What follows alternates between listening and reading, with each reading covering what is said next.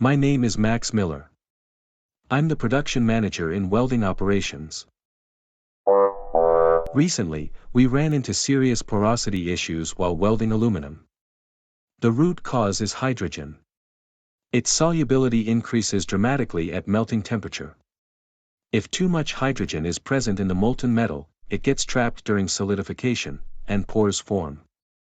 We took a close look at every possible factor: filler wire, shielding gas, base materials, and environmental conditions.